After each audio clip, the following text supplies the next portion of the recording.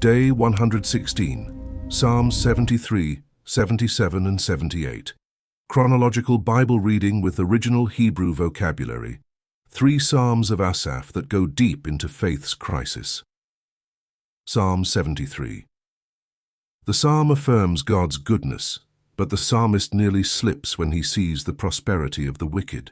The turning point happens when he enters the sanctuary and understands their end, finding that God is the strength of his heart and his portion forever. Psalm 77, a lament of Asaph addressed to Jeduthun. The psalmist cries in the night and asks if God will reject forever, if his loving kindness has vanished, if God has forgotten compassion. The reorientation comes through remembering Yahweh's deeds, the arm that redeemed Jacob and Joseph, the voice of the thunder, the path opened through the sea by the hand of Moses and Aaron. Psalm 78, a long historical parable of 72 verses. Asaph opens by uttering dark sayings of old, and Matthew 13 cites this very verse as fulfilled in Jesus. The psalm retraces the Exodus, the manna, the plagues, the wilderness unfaithfulness, and ends with the rejection of Shiloh, the choice of Zion, and the election of David as shepherd. Today you will learn words like Miqdash, the sanctuary where Asaph understands the end of the wicked, Chesed, the loyal covenant love, and Mashal, the parable cited by Jesus. Tomorrow we continue the chronological plan with day 117. Remember to subscribe so you don't miss a single day of this daily Bible reading, and comment what stood out to you today or a message to strengthen the faith of those who follow this journey with us.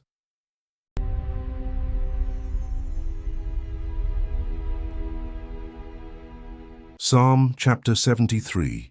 Surely God is good to Israel, to those who are pure in heart. But as for me, my feet were almost gone.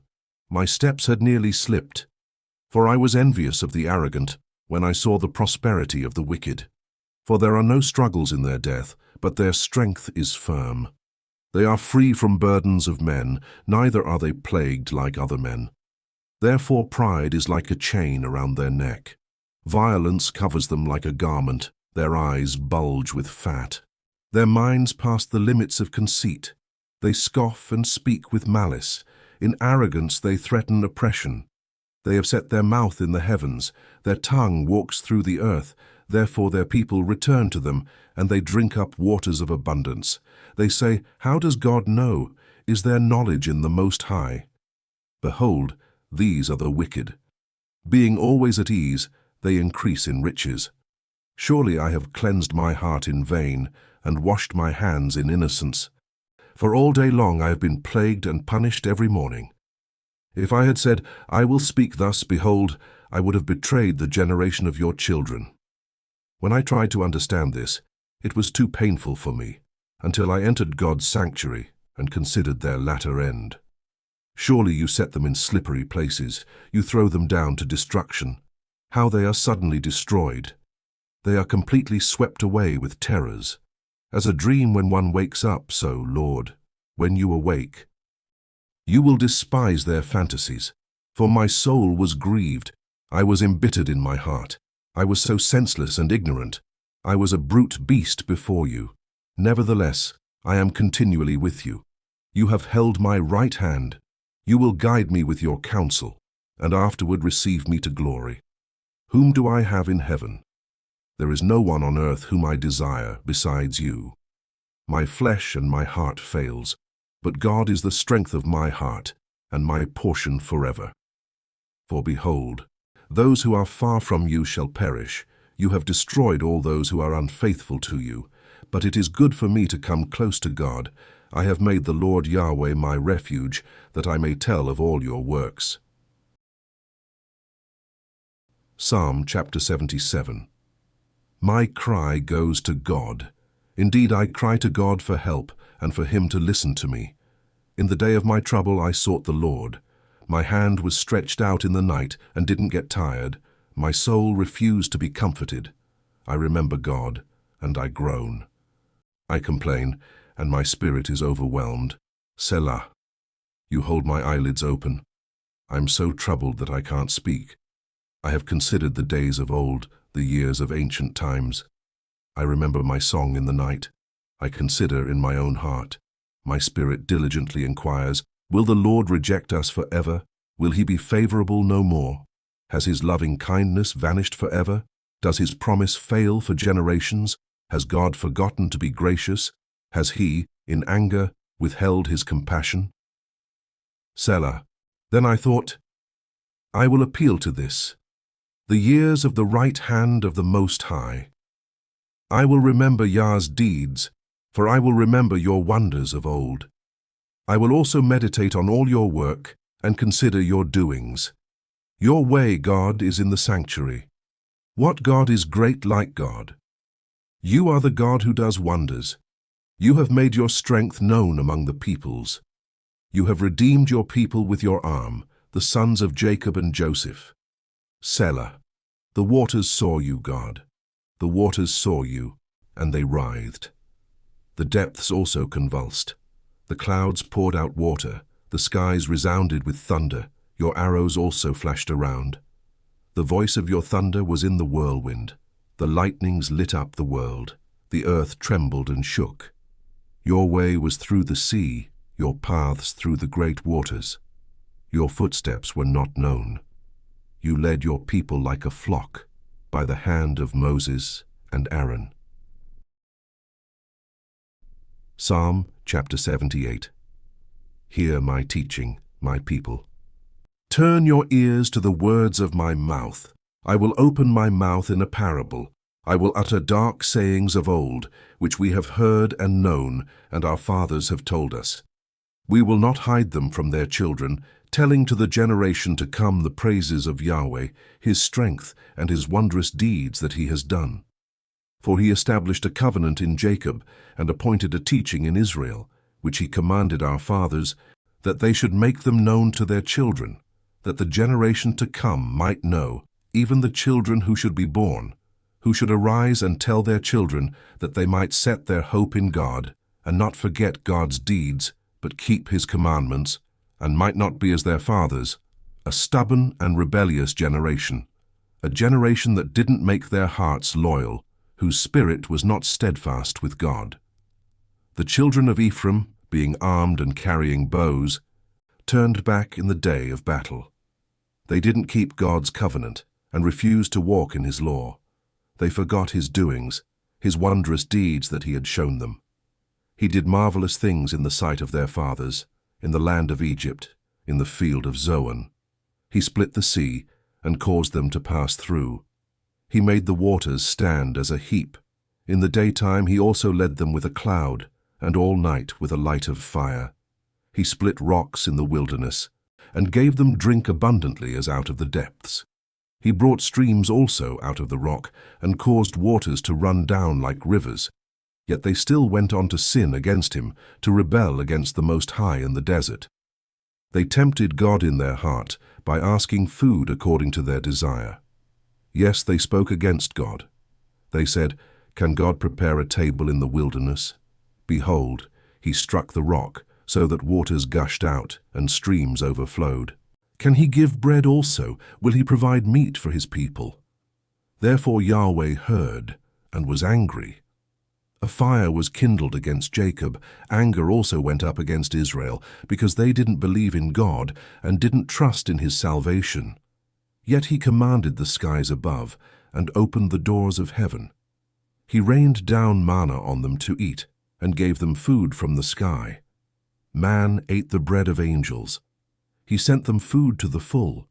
He caused the east wind to blow in the sky. By his power he guided the south wind. He also rained meat on them as the dust, winged birds as the sand of the seas. He let them fall in the middle of their camp, around their habitations. So they ate and were well filled. He gave them their own desire. They didn't turn from their cravings. Their food was yet in their mouths, when the anger of God went up against them, killed some of their strongest, and struck down the young men of Israel. For all this they still sinned, and didn't believe in his wondrous works. Therefore he consumed their days in vanity, and their years in terror. When he killed them, then they inquired after him. They returned and sought God earnestly. They remembered that God was their rock, the Most High God, their Redeemer. But they flattered him with their mouth and lied to him with their tongue. For their heart was not right with him, neither were they faithful in his covenant. But he, being merciful, forgave iniquity and didn't destroy them. Yes, many times he turned his anger away and didn't stir up all his wrath. He remembered that they were but flesh, a wind that passes away and doesn't come again. How often they rebelled against him in the wilderness and grieved him in the desert.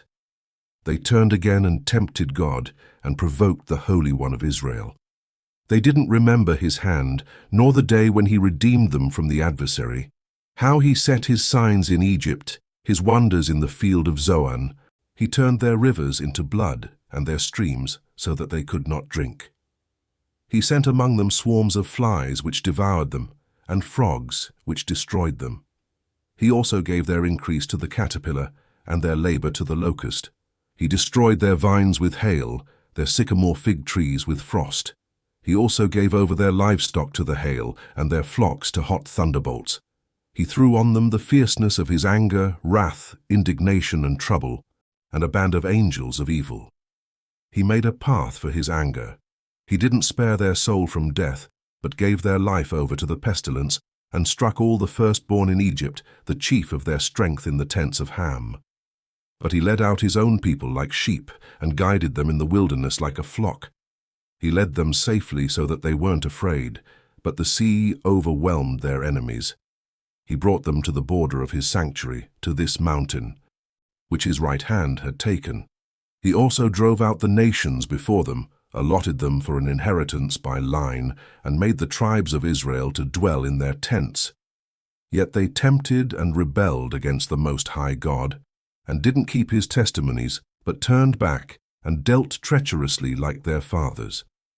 They were twisted like a deceitful bow, for they provoked him to anger with their high places, and moved him to jealousy with their engraved images.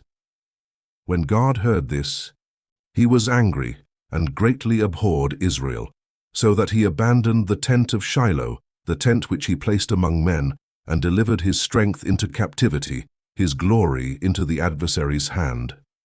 He also gave his people over to the sword, and was angry with his inheritance. Fire devoured their young men. Their virgins had no wedding song, their priests fell by the sword, and their widows couldn't weep. Then the Lord awakened as one out of sleep, like a mighty man who shouts by reason of wine. He struck his adversaries backward. He put them to a perpetual reproach. Moreover, he rejected the tent of Joseph, and didn't choose the tribe of Ephraim, but chose the tribe of Judah, Mount Zion which he loved. He built his sanctuary like the heights, like the earth which he has established forever. He also chose David his servant, and took him from the sheepfolds, from following the ewes that have their young.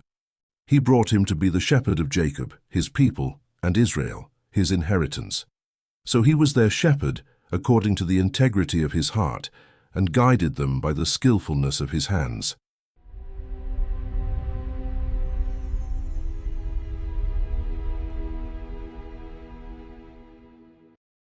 On day 116, we walked through 3 Psalms of Asaph, Psalm 73, where the psalmist staggers before the prosperity of the wicked until he enters the sanctuary and understands their end, finding that God is his rock and portion forever.